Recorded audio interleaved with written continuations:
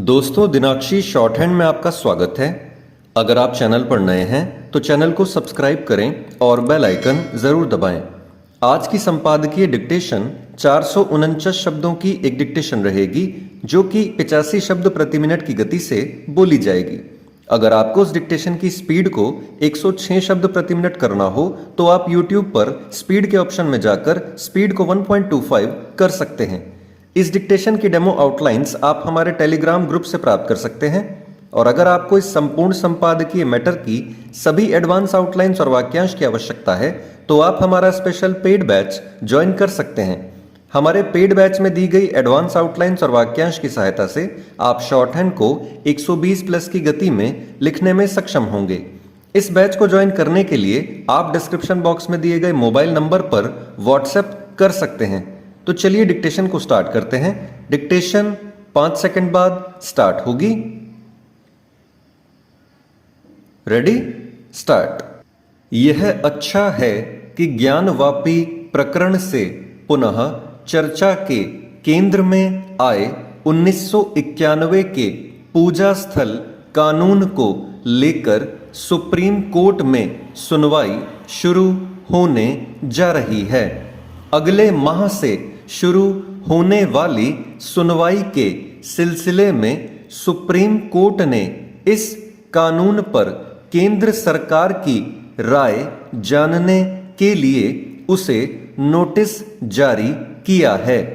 कहना कठिन है कि केंद्र सरकार क्या तर्क प्रस्तुत करेगी, लेकिन इसमें संदेह नहीं कि यह एक विवादास्पद कानून है।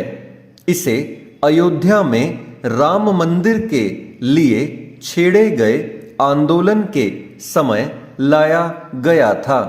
इसके तहत यह व्यवस्था दी गई थी कि 15 अगस्त 1947 को अस्तित्व में रहे किसी पूजा स्थल को अन्य किसी के पूजा स्थल में नहीं परिवर्तित किया जा सकता।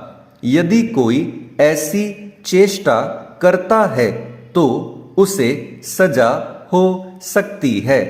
एक तरह से यह कानून यही कहता है कि जिन पूजा स्थलों को नष्ट भ्रष्ट कर उन्हें अन्य किसी मत मजहब के पूजा स्थलों में बदल दिया गया, उनमें कोई बदलाव संभव नहीं। यह विवादों का समाधान करने वाला नहीं, बल्कि उन पर पर्दा डालने और अतीत में हुए अन्याय की अनदेखी कर उन्हें सही ठहराने वाला कानून है। विवादों का समाधान उनकी उपेक्षा करने अथवा उन्हें यथास्थिति में बनाए रखने के किसी कानून से नहीं हो सकता, क्योंकि अन्याय को विस्मृत करने की राह पर चलने का कोई औचित्य नहीं। इस राह पर चलकर कहीं नहीं पहुंचा जा सकता। निसंदेह किसी पूजा स्थल के स्वरूप और उसकी प्रकृति में बलपूर्वक परिवर्तन करने की अनुमति किसी को नहीं दी जा सकती, लेकिन उन पूजा स्थलों से जुड़े विवादों के हल के लिए तो कोई खिड़की खुली ही होनी चाहिए, जिनके बारे में यह स्पष्ट है कि ताकत के बल पर उनके धार्मिक स्वरूप को बदला गया। ऐसा करके देश की अस्मिता और संस्कृति का निरादर करने के साथ आस्था पर जानबूझकर चोट की गई। इसका प्रतिकार होना ही चाहिए।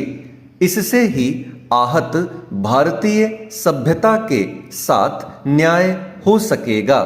विध्वंस के प्रतीक राष्ट्रीय चेतना को स्वीकार नहीं हो सकते। लोगों की आस्था को सम्मान देना न्यायप्रिय राष्ट्र का दायित्व होना चाहिए। अपनी अस्मिता को लेकर संवेदनशील और जागृत राष्ट्र को विवादों का समाधान करके आगे बढ़ना चाहिए, न कि उन पर पर्दा डालकर।